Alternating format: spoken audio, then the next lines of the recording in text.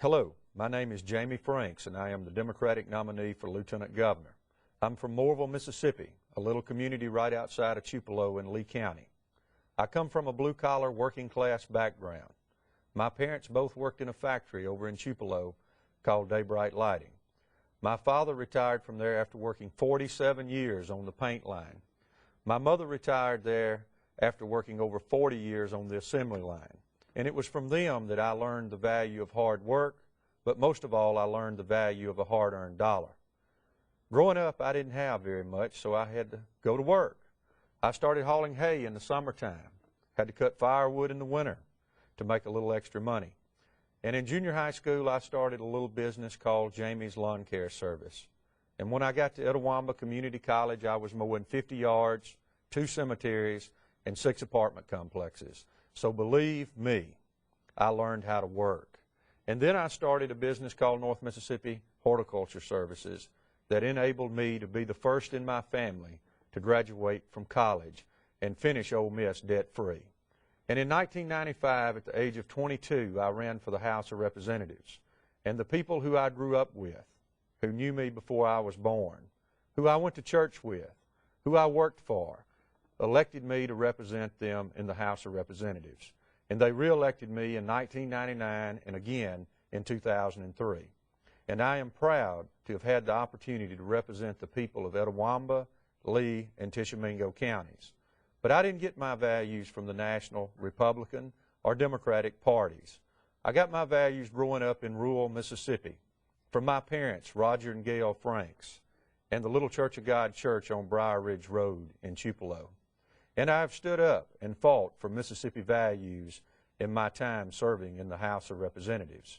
I have stood up for your values, protecting our families, and that will continue to be my #1 priority as your next Lieutenant Governor.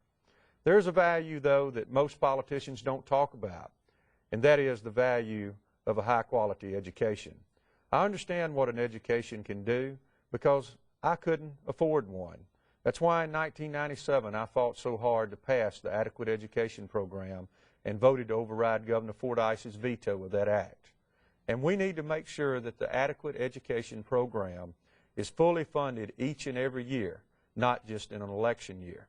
And as your next Lieutenant Governor, you can trust me that I will fight to make sure that this is the case, as my record on this issue speaks for itself.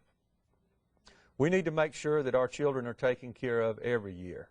If we want to provide jobs for our people, the best economic development tool that we can give our children is a first-class, high-quality education. Education and economic development go hand in hand. That's why we got to fund our community and junior colleges. Each time we shortchange them, we have less money for workforce training. Each time we shortchange our institutions of higher learning, tuition goes up, and it stifles educational opportunities for our people. You know, I've been able to get a good education.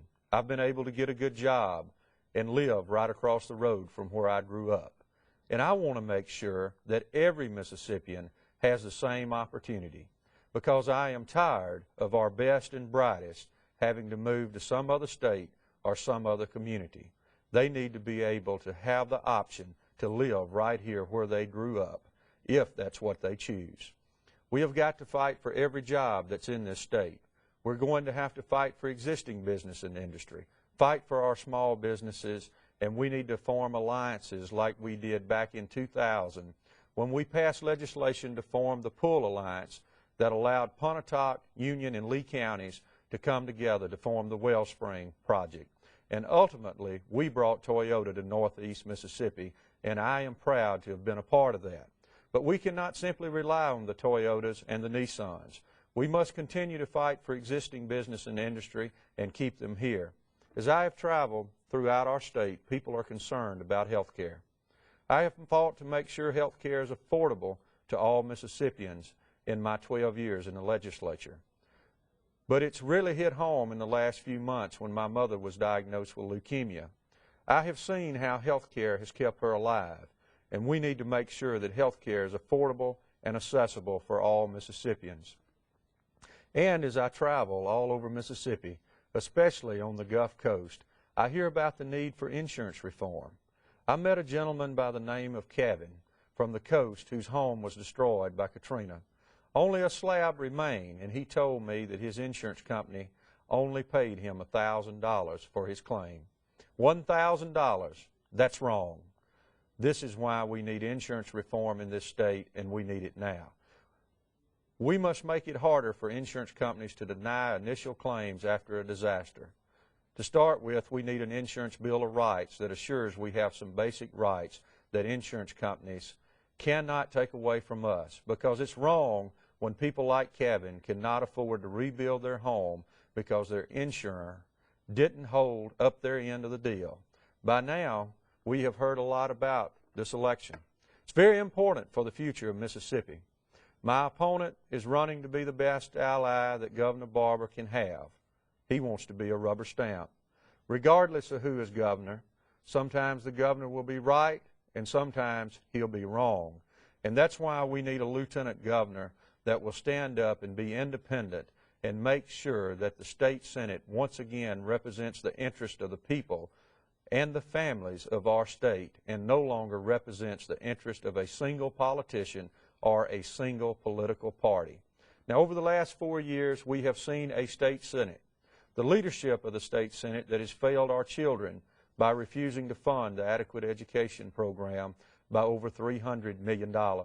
We have seen a state Senate that has failed our elderly and our disabled by kicking 65,000 of them off of Medicaid. And we have seen a state Senate that has failed working families by refusing to cut in half the sales tax on groceries. And it is shameful to have the highest grocery tax in this union when we live in the poorest state in the union. Now, if you want a lieutenant governor that is independent, who will stand up for you, who will stand up for our values, who will stand up for your family, who will stand up for our children, and who will stand up for our elderly and our disabled, then on Tuesday, November the 6th, I ask you for your vote. Thank you. May God bless you, and may God bless Mississippi.